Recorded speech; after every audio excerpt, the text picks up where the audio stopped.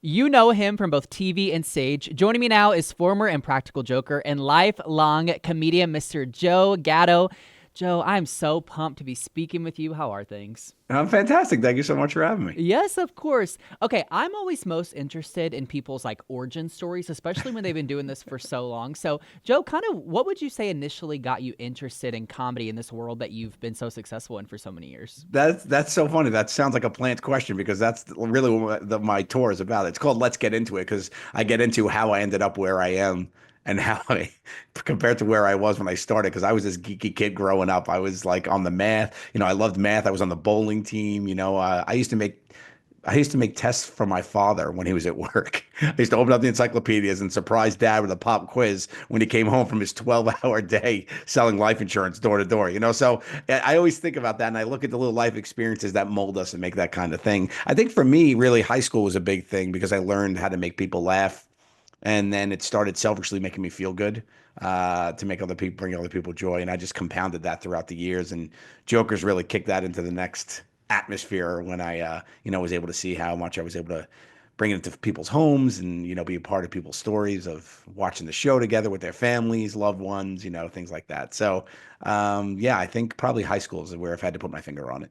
Okay, that's so interesting. It is kind of funny looking back at your life and being like, I should have known in that moment that's what I was going to do for the rest of my life. It's kind of funny how that works. So, speaking of, you mentioned the Jokers. So, you were a member of the Impractical Jokers for a very long time before you left a few years ago. And A quick decade of my yeah, life. something that I'm kind of interested to know that I was thinking about last night is more personal question kind of here. But, I know you left the group for personal reasons to kind of focus on your family. So, what was it like for you making that decision? And what advice would you give to other people that may be in a similar position to you where they're like, hey, I'm kind of in this weird position where I have to choose my career or family? Maybe I'm not saying that's what you had to do, but maybe that's, the mental flux that they're in. What advice would you give to them? Yeah, that wasn't exactly the situation I had to do. I definitely had to step up in my family role for sure. So for that, I would just say I think a lot of it is just, we put a lot of pressure on ourselves with this the word called balance. And for me, I don't think there is such a thing as balance. I think that all you could do is really focus, I think is a better way to think of it, and focus on what's in front of you and make sure that you're blocking everything else out and make sure you're 100% there and with it and working on making it the best version it can be. So for me, I think that's a big part of it for me was a learning curve of that to be like, okay, I need to focus on this part of it. So like when I'm with my family, I'm with my family, when I'm working, I'm working, and try to be mindful of it all. I think that's it. I think a lot of it comes from the own pressure we put on ourselves. Yeah, absolutely. Learning curves are the absolute worst. Like they feel like such a pain, but they're so necessary to get through life 100%. too at the same time. So it's so frustrating. Well, Joe, you've had so many amazing ventures that you've kind of done over the last few years. So the first thing I want to start with is this stand-up special you released on Hulu last year. What was that like for you kind of putting that together? Because it feels like for a lot of comedians, that's kind of like, this is the kind of like I made it moment, or maybe just that bucket list thing that they've always wanted to do, but we're never sure maybe they would do. So kind of share those thoughts with me. Yeah, definitely bucket list thing to have a special. So I toured with that show, messing with people for 2.5 years. It was called Joe Gal's Night of Comedy. And when the tour was over and time to retire the content, I didn't want just to go away. I worked so hard on it. It's the first thing I've done since Jokers. I was really proud of the product that came together. And I was like, you know what, I want to, have this, not just for me, but also just for people who weren't able to come see it on the road and, have all these fans. So it was like, all right, let's put it together. And I was so happy to do it. I'm a fan of comedy, so to do my own special was really, really cool. So when I was able to do that and then get it out, of course, on Hulu was phenomenal. But now with the new tour, it's interesting to come out my second iteration of it. Yeah, so I think with the new one, it was great because now it's like the next evolution of the hour. It's like now I get into more about me, specifically, not just about like jokers in my life there, but like what makes comedy so special to me.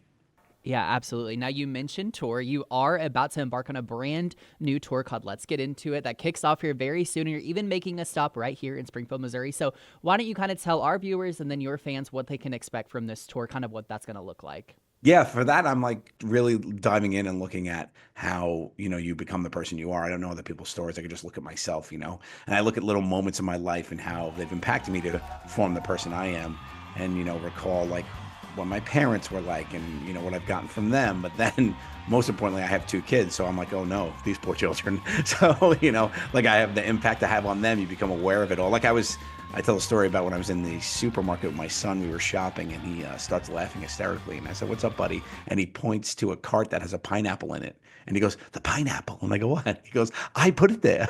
And I'm like, oh my goodness. So now I have to teach this kid, wait, we don't mess with other people's stuff, or do I high five them and say, job well done? So it's like things like that about life. And it's just really interesting to do it. But the biggest thing about my shows that I love is that I make an event for people to come out and laugh, because I know life's hard. I know there's a lot going on, but to spend a couple hours with your friends, your family, date nights, come out by yourself and meet new people. I have the whole run of that. Like, I'll have people come to the shows by themselves, make new friends. I have families, I have date nights. It's so great to be able to create that for people and just laugh in the face of it all. Yeah, I love that that's like the essence of it, because I think that laughter and then relatability are kind of those two aspects that get us through life, and they're so vital, and I don't think people have enough of that, so that's really cool. Now, something else I'm curious to know a little more on is this podcast that you have, Two Cool Moms. First of all, hilarious name, and I know that there's kind of a story that comes along with the name of that, so why don't you tell people about the podcast who haven't yet listened and how that kind of came to be? Yeah, that's what my very funny friend Steve Byrne, a veteran comedian friend of mine, know him over a decade, great guy, and him and I both had mothers that were the ones that people go to for advice. Whoever gave sage advice, were the ones that shot you straight, and we've become that for our friend groups. I'm the friend that people come to help them out with the advice and shoot them straight. So so does Steve. So we like to think we inherited that gene.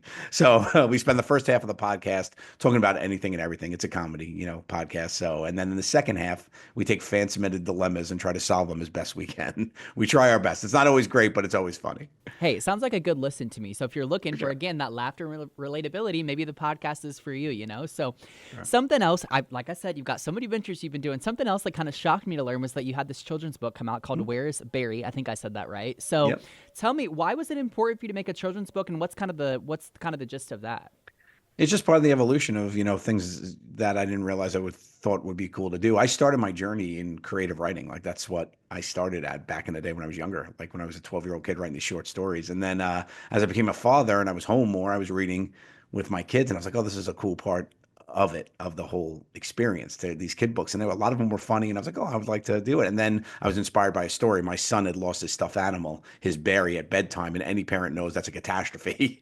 So he had to go find it, because he was playing hide and go seek with it by himself, and we had no idea where it was, and he had to retrace his steps, and he found it where it hid, which was under a pot in the kitchen sink under the kitchen cabinet. So it was like, oh, there's no way I would have found that. So it made for a really cute story. It got illustrated by a phenomenal artist, Luke Flowers, who was a fan of Joker's. I didn't realize until I got the first pages, and he put Easter eggs of Jokers inside the book. So there's like a box of Skoosky potatoes in the pantry. There's a little Captain Fatbelly action figure. There's a picture of me as a genie hanging on the wall. It's like really cute. So I'm super proud of it, and it's been great.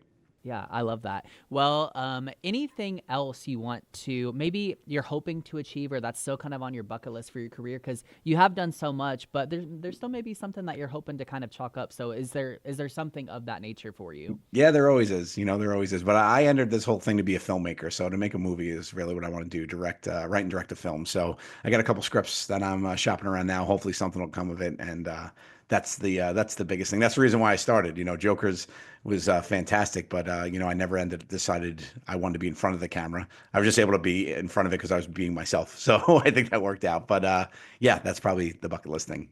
All right, very good. Well, Joe, if people want to keep up with you and all your incredible ventures you've got going, how do they go about doing that? Best is Instagram at Joe_Gatto, or you could go to joegattoofficial.com. Make sure you put official in there. I don't know the other guy. So yeah, those are the best places to keep up with me. All right, sounds good. Well, Joe, thank you so much for your time and your honesty. This has been an amazing conversation this morning. Check him out. Check him out online. His tour is coming to Springfield very soon in March, so don't miss out on that, Joe. Thank you. Thank you so much.